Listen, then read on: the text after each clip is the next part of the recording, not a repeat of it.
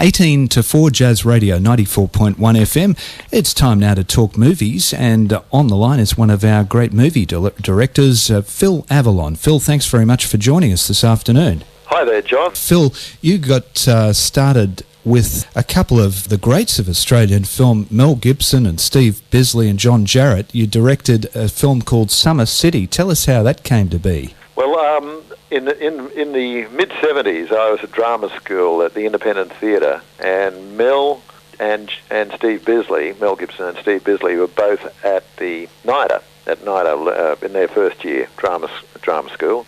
John Jarrett had completed the course at NIDA, graduated, and gone into a film called Picnic at Hanging Rock, which I saw and thought, wow, what a great talent he is. So I approached John. I said, look, John, I've written a story about 4 guys on a Bucks weekend. It's set in the 60s, and it's a story pretty much follows where I came from in Newcastle. I grew up in Newcastle, and we used to go surfing, and if a guy was going to get married, we'd take them away on a Bucks weekend, surfing and chasing girls and doing all those things. In other words, the last fling. So John really liked it and said to me, have you seen, there's a couple of students over at NIDA that you might be interested in, Mel Gibson and Steve Bisley. Would you mind if I bring them over and you can audition them?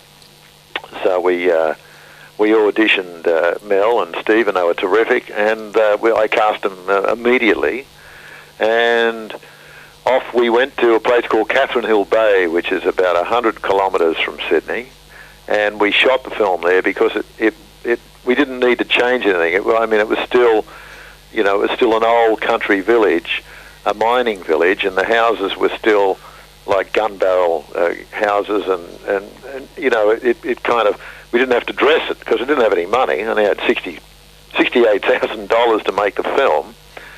A lot of money back then, I've got to say. You could buy a house in Newcastle for that sort of money. But anyways, I managed to raise the money, and off we went, and we shot the film.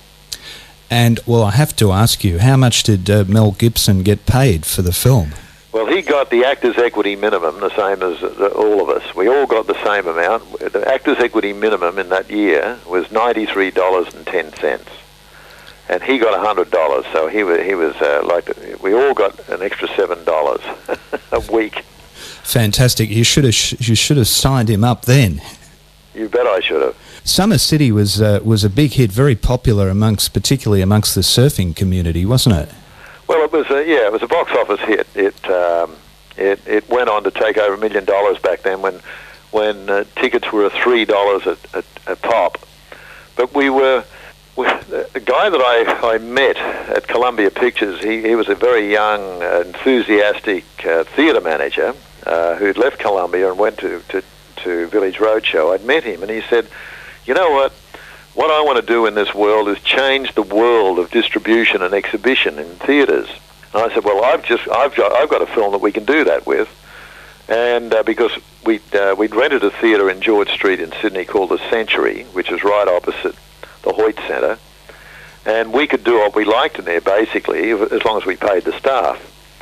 So we were the first to do it. But when the picture took off, the box office record in that cinema at the time was a Glenda Jackson film with George Segal, and I can't remember the name of it, but it took about $1,500. Might have been A Touch of Class. It was A Touch of Class. Well done. Yeah, there you go. Now, $1,500 back then, was good money, and we opened and we took about $3,500 that first week, and that was like double the box office record in that cinema.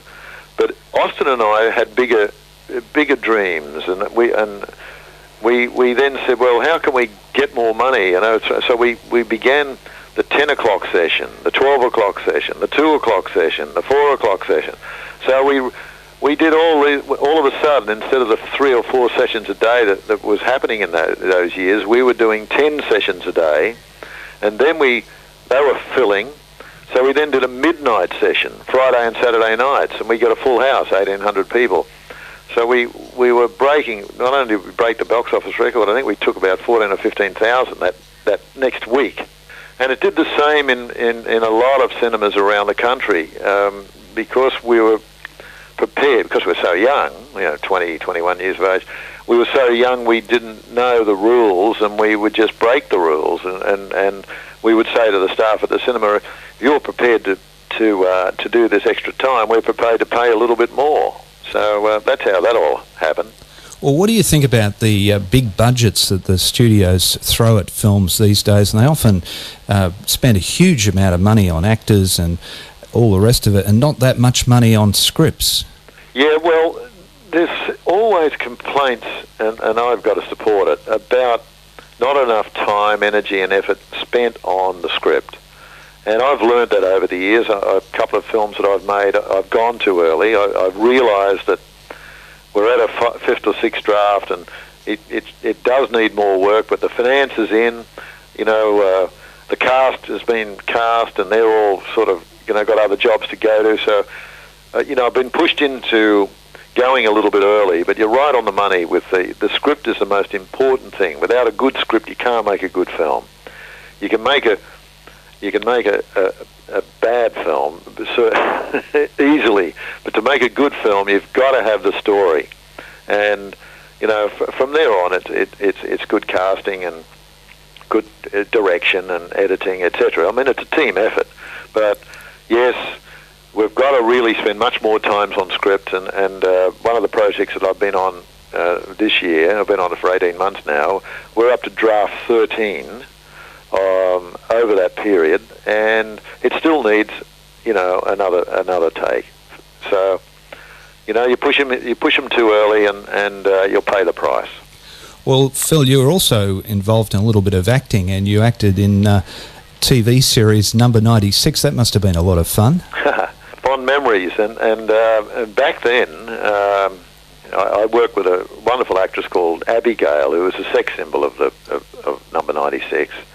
And we became great mates, and we did a lot of work together after that series. She was on Summer City as a guest, she did guest part on that.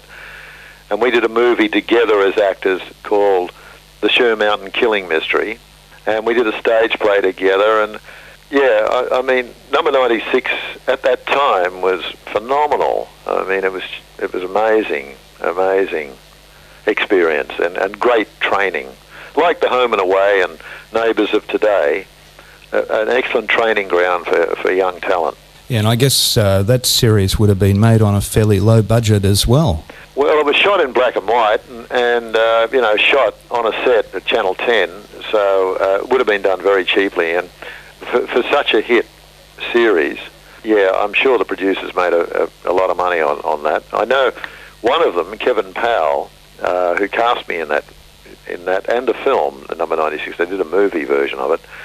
He worked for me later on in my career as a line producer, and he said that the times on Number 96 in that office were unbelievable because viewers were ringing in. There's nudity, there was nudity, and they were breaking all the rules. They had a gay lead in it, and of course, Abigail, the sex siren.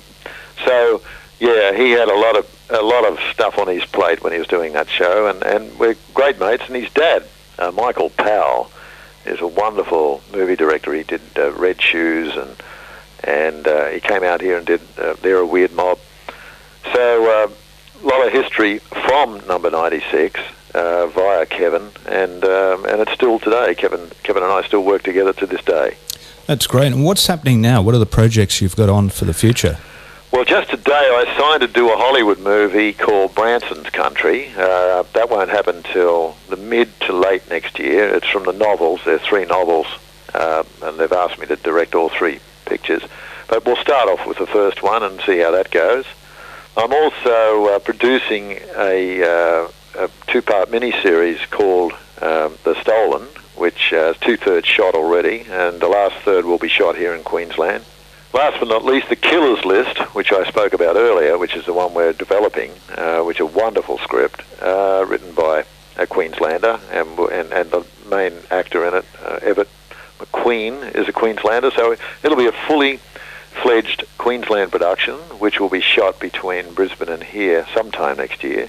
And next Wednesday night, I'm doing a gig at the Arts Centre, speaking about film and film production. That's next Wednesday night for those that are interested in the film industry.